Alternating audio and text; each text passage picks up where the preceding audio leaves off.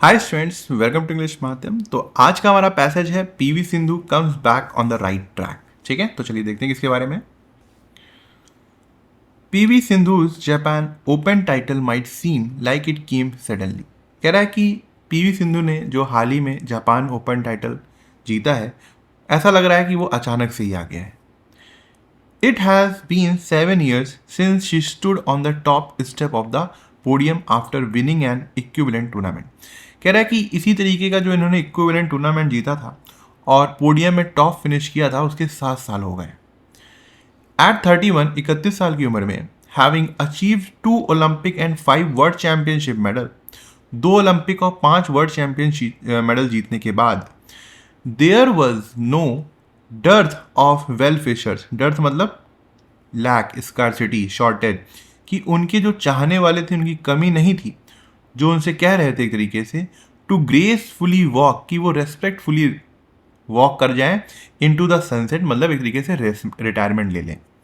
But this week, कह रहा है कि लेकिन इस हफ्ते, शी मेड इट क्लियर, उन्होंने ये चीज़ क्लियर कर दी थी, that none of the questions of relevance not at her, कि किसी भी तरीके का जो क्वेश्चंस थे उनको फॉर्म के लेकर, उनके रिटायरमेंट को लेकर, वो किसी भी तरीके से उनको परेशान नहीं कर रहा है। नॉट एट हर, नॉट का मतलब होता है कि चिंतित होना, मतलब वो जो क्वेश्चंस थे जो उनके रेलिवेंस को लेके, उनकी फॉर्म को लेके, उनकी फिटनेस को लेकर, अब वो बिल्कुल भी उससे वो चिंतित नहीं हो रही है। शी वुड वरी, वो सिर्फ चिंता करेंगी किसकी, but only about how to fight back from injuries, कि कैसे चोटों से लड़के वो दोबारा खेल में वापस आ सकें और मजबूत बन सकें। इन हर कम बैक, उनके इस कम बैक जो पूरा स्ट्रगल रहा, she found an ally in her husband Venkat Datta Rai. एक तरीके से उनको एक साथी मिला अपने हस्बैंड के रूप में, जिनका नाम है Venkata Datta Sai, sorry. Sindhu's commitment to fitness reflects in every choice she has made. कह रहा है कि सिंधु का जो कमिटमेंट था, डिटर्मिनेशन था, वो उनके हर फैसले में देखने को मिल रहा था। Not a single day missed for a set of crunches, मतलब एक भी ऐसा दिन नहीं गया कि उन्हें क्रंचेस, मतलब जो एक्सरसाइज होती है उसका सेट उन्होंने मिस किया। दत्ता आ स्पोर्ट्स एंड टेक्नोलॉजी बफ, बफ का मतलब होता है एक्सपर्ट। कह रहा है दत्ता जो कि एक स्पोर्ट्स और टेक्नोलॉजी एक्सपर्ट है, वॉज डिटरमाइंड, वो काफ़ी ज़्यादा डिटरमाइंड थे, to use every available technology, कि वो सारी जितनी भी टेक्नोलॉजीज आज की डेट में अवेलेबल है उसका यूज़ कर सकें, to squeeze out even a decimal size improvement, ताकि सिंधु के अंदर अगर कोई एक छोटा सा भी मतलब परसेंटेज रह गया है कि वहाँ पे इम्प्रूवमेंट हो सकता है, तो वो उसको बाहर निकाल सकें, उसको इम्प्रूव कर सकें। दिस इन्वॉल्व्स डेटा एनालिसिस, इन पूरे प्रोसेस में क्या क्या इन्वॉल्व था, कि डेटा को एनालिसिस करना, एनालाइज करना कि क्या डेटा आ रहा है, किस तरीके से उनकी फिटनेस है। Deploying multiple wearable tech devices, बहुत सी ऐसी टेक्नोलॉजिकल डिवाइसेस जो कि पहनी जा सकती है हाथ में, पैर में, कहीं भी, तो कह रहा है कि उसको डिप्लॉय किया इन्होंने ताकि मॉनिटर कर सकें, नॉट जस्ट मसल फटीग, कि सिर्फ यही नहीं कि कितनी जल्दी इनकी मसल्स थक रही हैं, बट मेंटल स्ट्रेस लेवल, ताकि मेंटल स्ट्रेस लेवल को भी चेक किया जा सके और उनकी स्लीप को भी। Infrared rooms, temperature controlled mattresses, कह रहा है कि इंफ्रारेड रूम्स, साथ ही साथ जो सोने की मैट्रेस होती है वो temperature controlled. Inversion tables, inversion table का मतलब होता है जो बैक पेन को रिलीफ देती है वाले जो इक्विपमेंट होते हैं उसको बोलते हैं inversion tables. And calorie meters were all part of her regiment. कह रहा है कि कैलोरीमीटर मतलब जो कैलोरीज को नापते हैं, और रेजिमल का मतलब होता है कि जो फिक्स्ड रूटीन होता है या ट्रेनिंग प्लान होता है, कि इनके ट्रेनिंग प्लान में ये सब चीज़ें थी। With her coaching situation stubble after many years, कह रहा है कि सिंधु की जो कोचिंग सिचुएशन थी वो काफ़ी सालों के बाद स्टेबल हुई। And a top 10 list in women singles at it weakest in decades, और दशकों में पहली बार ऐसा हो रहा है कि जो वुमेन सिंगल्स की टॉप लिस्ट, वर्ल्ड की लिस्ट है, उसमें काफ़ी ज़्यादा वो इस बार कमज़ोर है, मतलब बहुत अच्छे खिलाड़ी या बहुत टॉप के खिलाड़ी उस टॉप 10 की लिस्ट में नहीं है। Except for the near unbeatable An Se young, सिर्फ एक ही खिलाड़ी ऐसा है जो टॉप है में है, जिसको अब तक मतलब अनबीटेबल है, इसको हराया नहीं जा सकता, उनका नाम है अनसेंग यंग, और उसके अलावा 2, 3, 4 उतने ज़्यादा मजबूत खिलाड़ी नहीं। सिंधु सेंसेस एंड अपॉर्चुनिटी, कह रहा है कि सिंधु को इसमें अवसर दिखाई दिया। The injuries are looming sword, कह रहा है कि जो इंजरीज है वो एक तरीके की लूमिंग स्वॉर्ड है, मतलब लगातार खतरा बना रहता है। And age makes bouncing back harder, और उम्र जो है एक तरीके से उनको बाउंस बैक करने में अब दिक्कत ला रही है, कठिनाई सामने पेश कर रही है। But her game is more well rounded, लेकिन उनका जो गेम था वो पूरी तरीके से वेल राउंडेड मतलब कंप्लीट था, बैलेंस था, स्किल से भरा हुआ था, तो उस गेम में उनकी किसी तरीके की कमी नहीं थी। Through science team Sindhu are looking to edge the recovery game. कह रहा है कि साइंस के जरिए जो टीम सिंधु है, मतलब सिंधु, उनके कोच और उनके पति इस चीज़ पर ध्यान दे रहे हैं कि किस तरीके से रिकवरी गेम के ऊपर एक तरीके से मास्टर किया जाए, एज किया जाए अपने आप को। रिकवरी गेम का मतलब होता है कि प्रॉपर रेस्ट लेना एक टूर्नामेंट के बाद या फिर बीच बीच में, ताकि फटीग बहुत ज़्यादा ना बढ़े और वो अपनी टॉप परफॉर्मेंस दे सकें टूर्नामेंट के दौरान। दैट हेल्प फेडरर, जिसने रॉजर फेडरर को भी मदद की थी, जो लॉन्ग टेनिस के स्विट्जरलैंड के खिलाड़ी रहे। नडाल की भी मदद करी, जो कि लॉन्ग टेनिस स्पेन के खिलाड़ी रहे। जोकोविक की करी, शायद ये सर्बिया के खिलाड़ी हैं जो कि लॉन्ग टेनिस के बहुत ही मशहूर। रोनाल्डो हो गया फुटबॉल, कोहली सबको पता है, लेब्रॉन ये basketball, Brady basketball. Prolong their active years, इनके पूरे एक्टिव ईयर्स में काफ़ी ज़्यादा इनको मदद मिली इस रिकवरी गेम के जो पूरा सिस्टम था उसमें। As far back as a decade ago, कह रहा है कि 10 साल पहले की बात करें, Sindhu's coaches knew that she could go up to 35। Sindhu के जो कोचेस थे वो जानते थे कि वो 35 साल तक खेल सकती है एंड स्टे कॉम्पिटिटिव, और कॉम्पिटिटिव भी रह सकती है। The Japan open was an affirmation, कह रहा है कि जापान ओपन ये जो टूर्नामेंट था ये एक बात का प्रूफ है that she is on the right track, कि वो राइट ट्रैक में। ठीक है। Which of the following best describes what the passage is trying to do, कह रहा है कि कौन सा ऐसा स्टेटमेंट है जो कि ये सही से बता रहा है कि क्या पैसेज हमको बताने की कोशिश कर रहा है। वो ये तर्क देने की कोशिश कर रहा है कि जो पीवी सिंधु थी, उनका जो रिसेंट टूर्नामेंट विक्ट्री थी, उसने प्रूव किया है her age is no longer a physical limitation, कि उनकी जो एज है वो किसी तरीके की फिजिकल लिमिटेशन नहीं है। ऐसा नहीं है 31 की हो रही है तो धीरे धीरे कमज़ोर होगा, इसी वजह से वहाँ पे रिकवरी टाइम की भी बात की गई है, तो ये तो नहीं। इट इलिस्ट्रेट्स, ये दर्शाता है how data driven technology has replace traditional coaching. ऐसा कहीं नहीं बताया गया है कि जो टेक्नोलॉजी है उसने पुरानी ट्रेडिशनल कोचिंग को रिप्लेस कर दिया गया है। तो जब पैसेज में बताया कि नहीं गया तो उसको हम मानेंगे भी नहीं। इट डिटेल्स, उसने काफ़ी डिटेल में बताया कि how PV Sindhu uses modern recovery science, कि किस तरीके से पीवी सिंधु ने रिकवरी जो मॉडर्न आज की टेक्नोलॉजी है उसका यूज़ किया, and stability to remain competitive at an elite level, ताकि वो कॉम्पिटिटिव रह सकें इतने टॉप लेवल पर। बिल्कुल बात सही है, यही चीज़ बताने की कोशिश कर रहा है passage. There was no dearth of well-wishers asking her to gracefully walk into the sunset in the context of the passage that this means। इसका क्या मतलब है इस लाइन का? इसका यही मतलब है कि बहुत से ऐसे वेल विशर थे जो एक तरीके से उनसे कह रहे थे कि भाई आप रेस्पेक्टफुली आप रिटायरमेंट ले लीजिए। Numerous well wishers suggested that she retire from competitive sports while holding N impressive legacy. तो आंसर तो यही है कि बहुत से जो लोग थे मतलब वो यही चाहते थे कि वो चुपचाप रिटायरमेंट ले लें और पूरे रिस्पेक्ट के साथ, ताकि जो उनकी लेगेसी है वो बनी रहे। एक चीज़ यहाँ पूछना चाहूँगा मैं कि यहाँ पे सजेस्टेड था, ठीक है, पास्ट टेंस था, दैट लगा, दैट के बाद ये सब्जेक्ट आया, यहाँ पे ये रिटायर है। अगर शी था सिंगुलर सब्जेक्ट तो यहाँ पे रिटायर्ड क्यों नहीं है? अगर यहाँ पर पास्ट टेंस चल रहा था तो रिटायर्ड क्यों नहीं है? यहाँ पे वर्ब की बेस फॉर्म लगी है, वर्ब की बेस फॉर्म लगी हुई है। ऐसी कौन सा सेंटेंस है जो कि आप पढ़ते रहते होंगे हर जगह, ये किस तरीके का सेंटेंस है, ये कमेंट करके जरूर बताना, तो मुझे पता चल जाएगा कि हाँ आप लोग ध्यान देते हैं कि किस तरीके का सेंटेंस फॉर्मेशन है। द राइटर सेज, राइटर का कहना है, the top 10 list in women single is eight its weakest in decades accept for the near unbeatable and saying young. क्या करना है? अच्छा, दैट देख के पता चल गया कि ये भाई डायरेक्ट इनडायरेक्ट वाला है, ये डायरेक्ट है, ये इनडायरेक्ट है। रिपोर्टेड वर्ब क्या है भैया?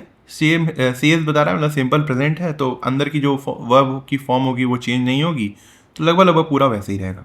The writer says that the top 10 list in women single is यहाँ पर यूज हुआ, at its weakest in decade except for the near unbeatable An Se young. बिल्कुल सही है ना, एकदम सिंपल है। क्लॉज में having achieve 2 Olympic 5 world championship medal, what grammatical structure is having achieved, ये परफेक्ट पार्टिसिपल फ्रेज होता है। ये जेरेंट की तरह तो काम नहीं कर रहा है, सब्जेक्ट या ऑब्जेक्ट की तरह तो काम नहीं कर रहा है। एक finite verb phrase in past perfect tense भी नहीं है ये।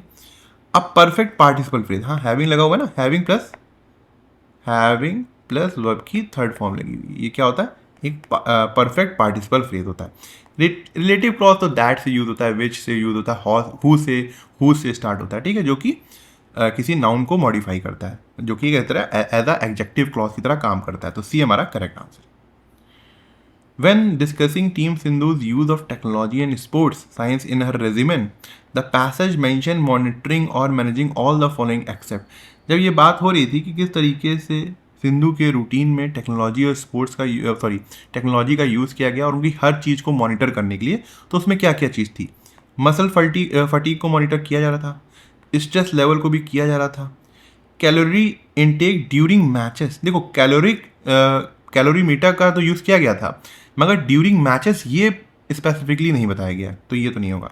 स्लीप बताया गया था, तो सी हमारा आंसर है, ठीक है। सी हमारा क्लोज टेस्ट है आज का, ठीक है। एक बार पढ़ के देखो, फिर स्टार्ट करते हैं।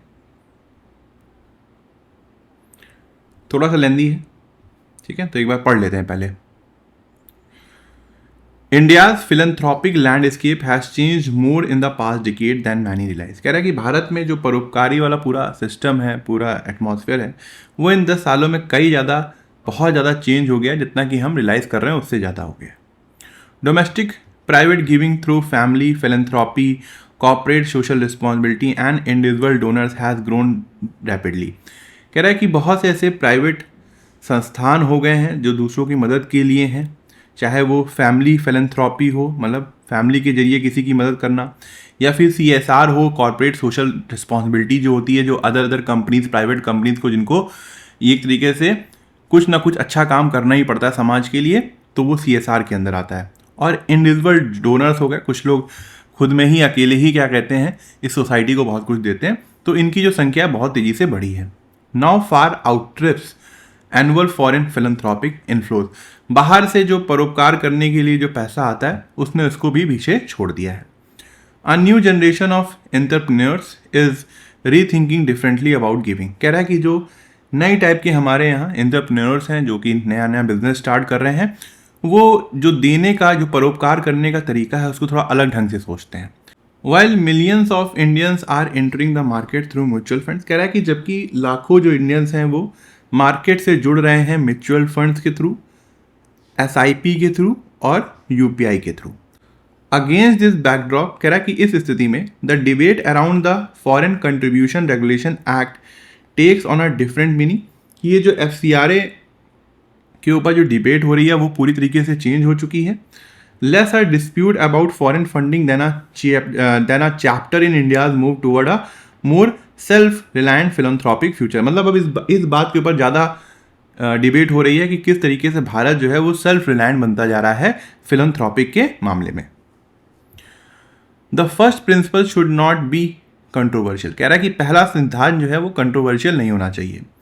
Every sovereign nation has both the right and responsibility to regulate foreign capital flowing into organisation. कह रहा है कि हर जो आज़ाद देश है, सवरन नेशन है, उसके पास अधिकार है और उसकी जिम्मेदारी है कि जो बाहर से आने वाला जो पैसा है वो उसको रेगुलेट कर सके, कंट्रोल कर सके।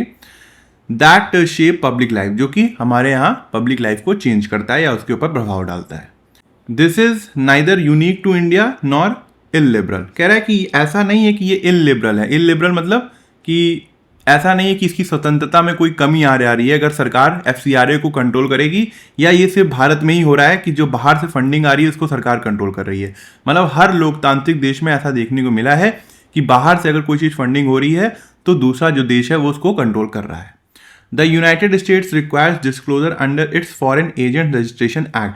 कह रहा है कि यूनाइटेड स्टेट्स में भी सरकार को एक तरीके से FARA के अंदर ये दिखाना पड़ता है कि कितनी फंडिंग उसको मिल रही है बाहर से। Australia and several European democracies run comparable regime. कह रहा है कि ऑस्ट्रेलिया और बहुत से जो यूरोपियन डेमोक्रेसीज हैं उनके यहाँ भी इसी तरीके का मामला है, लेकिन वो भारत का विरोध कर रहे हैं। भारत में एक तरीके से कह रहे हैं नहीं, FCRA भारत में ना बने। क्यों? क्योंकि वो जो यहाँ पे जितने भी प्रोपेगेंडा या फिर कुछ भी कह सकते हो कि जो इस देश के खिलाफ चीज़ें होती हैं वो बाहर की फंडिंग से ही कंट्रोल होती हैं। और क्योंकि जब तक पैसा नहीं है तब तक कोई नहीं आने वाला भाई, ठीक है। सड़क में तभी लोग आते हैं जब उनकी जेब में पैसे दिए जाते हैं, ऐसे कोई नहीं आने वाला। तो ये जो क्या कहते हैं जो विरोध हो रहा था यूनाइटेड स्टेट्स की तरफ से कि भाई भारत में FCRA ना आए, जबकि इनके खुद के कंट्री में ये कानून है। तो देखो क्या चीज़ है। The question worth debating is not whether foreign funding should be regulated. कह रहा है कि क्वेश्चन ये नहीं होना चाहिए डिबेट के लिए कि क्या हम फॉरेन फंडिंग को कंट्रोल करें या ना करें, but whether that regulation is proportionate, predictable and effectively dash. कह रहा है कि इस बात के ऊपर डिबेट होनी चाहिए कि किस तरीके से जो पैसा बाहर से आ रहा है वो बराबर में बटे और प्रिडिक्टेबल हो, कितना आ रहा है ये पता होना चाहिए, और जितना भी आ रहा है वो एफिशिएंटली उसका काम या फिर उसका यूज होना चाहिए। There is also gap between perception and reality. कह रहा है कि इमेजिनेशन में हमारा जो पर्सपेक्टिव है, व्यू पॉइंट है, उसके और रियलिटी में अंतर होता है। The impression is that, impression मतलब ओपिनियन जो है, is that tighter FCRA rules have hollowed dash Indian development work. कि अगर बहुत टाइट रूल FCRA के आ जाएंगे तो इससे जो भारत की जो डेवलपमेंट में जो काम चल रहा है वो एक तरीके से उसको पूरी तरीके से खराब कर देंगे। The number says otherwise. लेकिन राइटर कह रहा है कि जो नंबर हैं ऑन रिकॉर्ड जो है, नंबर जो है वो कुछ और ही बयां करते हैं। नीति आयोग पोर्टल NGO दर्पण पोर्टल लिस्ट रफली 6 लाख वॉलंटियर ऑर्गेनाइजेशन। नीति आयोग के जो दर्पण पोर्टल है उसमें ये बताया गया है कि 6 लाख वॉलंटरी ऑर्गेनाइजेशन है। वॉलंटरी ऑर्गेनाइजेशन मतलब जो NGO है, जो अपने मन से दूसरों की मदद या काम या फिर उनको सपोर्ट करते हैं। Of which only about 14,500 dash active FCRA registration. यहाँ पे मतलब निकल रहा होगा कि 6 लाख वॉलंटियर ऑर्गेनाइजेशन में सिर्फ 14,500 ही जो है इनकी एक्टिव FCRA रजिस्ट्रेशन है। तो सोचो ये जो 5.5 लाख या 5,60,000 हैं, इनको जो बाहर से पैसा मिल रहा है, ये किस किस गतिविधियों में शामिल होते होंगे, जबकि इनका एक्टिव रजिस्ट्रेशन भी नहीं है। सोच के देखो कि आप पेपर के लिए बैठ जाओ और आप फॉर्म ना भरो, है ना, और आपकी ID भी ना देखी जाए, तो क्या ये सही होगा? Foreign contributions have themself doubled over the decade. कह रहा है कि जो बाहर से आने वाला पैसा है ना वो 10 सालों में डबल हो गया है। फ्रॉम अबाउट 10,000 करोड़, पहले 10,000 करोड़ आता था, टू अराउंड 22,000 करोड़, अब 22,000 करोड़ आता है। The sector has not been starved of money from abroad. कह रहा है कि इस सेक्टर में पैसे की कभी कमी रही नहीं है। ठीक है, तो स्टार्ट करते हैं। अब सिनोनिम बताना है किसका? सेल्फ रिलायंट का। क्या डिपेंडेंट होता है? नहीं। ऑटोनोमस, हाँ ठीक है। सब ऑर्डिनेट का मतलब होता है जूनियर। वनरेबल मतलब होता है कमजोर, तो बी हमारा आंसर है। यहाँ देखो ये 2 ऑप्शन कट गए थे, ठीक है, मैंने यहाँ लिख दिया इसको। इसमें हमें पास्ट पार्टिसिपल भरना है, मतलब वर्ब की थर्ड फॉर्म भरनी है ताकि पैसिव कंस्ट्रक्शन बन सके। इसके बाद वर्ब की थर्ड फॉर्म चाहिए हमें, तो क्या होता है? रन, रैन, रन। तो ए यहाँ पे आएगा, efficiently run. Rules have hollowed, hollowed के साथ हमेशा आउट आता है। हॉलोड आउट मतलब भारत की डेवलपमेंट वर्क को खोखला कर दिया, तो इनका कोई मतलब नहीं है। आउट एकदम सही है, ऑफ ओवर कभी आते ही नहीं है, तो हमेशा याद रखना हॉलोड आउट ही यूज होता है। Which only about 14,500 dash active FCRA registration. Subject क्या है? प्लूरल है। क्या होना चाहिए यहाँ पर? उसके हिसाब से वर्ब आनी चाहिए। होल्ड्स नहीं, होल्ड ठीक है, हेल्ड नहीं, होल्डिंग नहीं, तो बी आ गया हमारा। यहाँ पे क्या आएगा? होल्ड। ठीक है। The sector has not been dash starved of money from abroad. कह रहा है कि ये जो सेक्टर है इसमें कभी भी पैसे की कमी नहीं रही। स्टार्व्ड का मतलब जहाँ पे कोई चीज़ कमी हो। डिप्राइव्ड, हाँ यूज तो हो सकता है, डिप्राइव्ड ऑफ मनी, डिप्राइव्ड के साथ ऑफ भी आता है। एग्जॉस्टेड, एक मिनट, यहाँ पे मुझे ऐसा लग रहा है यहाँ पे सिनोनिम एंटोनिम वाला, ये क्वेश्चन पूरा नहीं है। डिप्राइव्ड हो सकता है, एग्जॉस्टेड का मतलब भी वही होता है कि स्टार्व्ड हो गया, फैमिज का मतलब भी होता है बहुत भूखा, तो एक तरीके से सिनोनिम है ये सब। और ये सप्लाइड जो है यहाँ पे एंटोनिम दिख रहा है, तो सी हमारा आंसर होना चाहिए। ठीक है, ये एंटोनिम या सिनोनिम वाला क्वेश्चन है। यहाँ पे दिस लगा हुआ है, ये पहला एग्जाम्पल है, एक बार खुद से ट्राई करो। ठीक है, पहले सेंटेंस में दिस है, डिमॉन्स्ट्रेटिव प्रोनाउन है, तो इससे तो स्टार्ट नहीं कर सकते। इन अदर वर्ड्स, दूसरे शब्दों में, दूसरे शब्दों में मतलब पहले कुछ बोला गया होगा तो टू से भी स्टार्ट नहीं कर सकते। There is a legal paradox, paradox का मतलब होता है contradiction, in the relationship between citizenship and the electoral roll. कह रहा है कि एक कॉन्ट्राडिक्शन है सिटीजनशिप और इलेक्टोरल रोल के जो रिलेशनशिप है उसमें। ठीक है, तो 3 में यहाँ पे 2 ऑप्शन दिए भी हुए हैं, तो एक बार 3 से स्टार्ट करके देखते हैं। इसके बाद फर्स्ट हो सकता है या 4 हो सकता है। कह रहा है कि फर्स्ट को देखते हैं, दिस पैराडॉक्स अपार्ट, कह रहा है कि अगर इस पैराडॉक्स को हम एक तरीके से हटा दें या अलग रख दें, it is sound and common sensical assumption that many citizens are not enrolled as voters. कह रहा है कि एक तरीके से एक कॉमन सेंस वाली बात हो जाएगी कि एक एजम्पशन होगा कि बहुत से जो सिटीजन्स हैं वो वोटर लिस्ट में इनरोल्ड नहीं होते। तो बिल्कुल बात सही है कि 18 साल से कम जितने भी सिटीजन्स हैं हमारे यहाँ, वो जरूरी नहीं है आपको उसमें वोटर लिस्ट में उनका नाम मिले। तो 1 ठीक है, अब इसको रखते हैं। 4 को एक बार चेक करते हैं। The roll is meant to include only citizen. देखो यहाँ पे रिलेशनशिप की बात हुई थी, किसके बीच में, इलेक्टोरल रोल की और सिटीजनशिप के बारे में। अब यहाँ पे बता रहा है आखिरकार ये जो द इलेक्टोरल रोल था इसका क्या मतलब था, किस लिए था ये। इसका मतलब ये था कि भाई इसमें सारे सिटीजन्स को इंक्लूड किया जाए, but enrolment on the roll is not by itself proof of citizenship. लेकिन ये जो इसमें एनरोलमेंट है उसका मतलब ये नहीं है कि आप इस देश के सिटीजनशिप हो, सिटीजन बन गए। ठीक है, तो 3 और 4 ज़्यादा सही लग रहा है। उसके बाद हम क्या कर सकते हैं कि दिस पैराडॉक्स अपार्ट, कि ऐसा सोचना बहुत ज़्यादा गलत नहीं होगा कि जो बहुत से सिटीजन्स हैं वो वोटर्स भी मतलब वोटर्स की तरीके से नहीं होते हैं। ठीक है, तो 3-1 कह रहा है कि दूसरे शब्दों में कहें, all those enlisted as voter, जितने लोग वोटर्स हैं वोटर लिस्ट में, मस्ट बी सिटीजन, वो सिटीजन होने चाहिए। But not all citizens are necessary enrolled as voters, लेकिन सारे सिटीजन्स वोटर्स हो ये जरूरी नहीं है। ठीक है, तो 3-1 3-4-1-2 आंसर होना चाहिए डी। इसको करो, तब तक मैं यहाँ पे ऑप्शन जो है वो कॉपी कर देता हूँ। ठीक है, तो यहाँ पे देखो सी से स्टार्ट कर सकते हैं, सी से स्टार्ट कर सकते हैं, ए से स्टार्ट कर सकते हैं, डी से स्टार्ट कर सकते हैं। नेवरदलेस, फिर भी ही हैज, ही लग गया, प्रोनाउन इससे स्टार्ट नहीं कर सकते, ये ऑप्शन के। The revolving doors at 10 Downing Street appears to be spinning off their hinges, he will be the 7th, he लग गया, प्रोनाउन लग गया, ए से स्टार्ट नहीं करेंगे, इसका मतलब सी से स्टार्ट करेंगे। Andy Burnham, the former mayor of Greater Manchester and the new prime minister of the United Kingdom has picked a challenging time to enter office.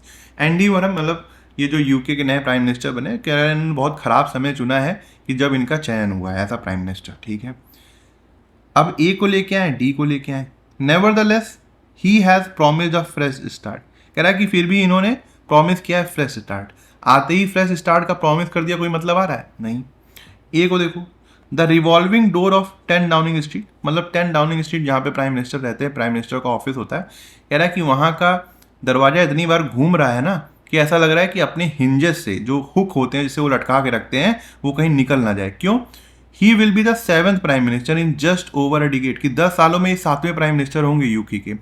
And the 5th in 4 year, और 4 साल में 5वें। इतनी बार prime minister बदल रहे हैं, इतनी बार दरवाजा खुला बंद हुआ है डाउनिंग स्ट्रीट के ऑफिस का कि ऐसा लग रहा है कहीं दरवाजा कहीं खुल के गिर ना जाए, एक तरीके से मजाक उड़ा रहा है वो। ठीक है, तो क्या होना चाहिए, सी ए जो है हमारा कॉम्बिनेशन, वो क्या कहते हैं, कॉम्बिनेशन दिख रहा है ना, पेयर दिख रहा है, तो ये हमारा आंसर होना चाहिए CATB। तो ठीक है, आज का लेक्चर यहीं ख़त्म करते हैं। आई होप आपको कुछ सीखने को मिला होगा, और आप कमेंट सेक्शन में ज़रूर बताइएगा कि आपको आज का लेक्चर कैसा लगा और आपको क्या सीखने को मिला। अगर आप मुझसे इंग्लिश ग्रामर पढ़ना चाहते हैं तो आप हमारा ऐप इंग्लिश माध्यम प्ले स्टोर से डाउनलोड कर सकते हैं। ऐप ओपन करते ही आपके सामने होम स्क्रीन आएगी, वहाँ पे आपको 5 ऑप्शन मिलेंगे, मेन, लाइब्रेरी, फीड, लेक्चर, पास। लेक्चर में क्लिक करते ही आपके सामने 2 वर्जन आएंगे, फ्री और पेड। पेड में क्लिक करते ही आपके सामने इंग्लिश ग्रामर का एक सेक्शन आएगा, जहाँ पे मैंने इंग्लिश SSC के लिए बहुत ही डिटेल में बताया हुआ है और बहुत ही सिंपल लैंग्वेज में बताया है, जो कि आपके कॉन्सेप्ट्स को और अच्छा करेगा और आपको अच्छे मार्क्स लाने में हेल्प करेगा। तब तक के लिए प्रैक्टिस करते रहिए। Thank you so much for watching this video.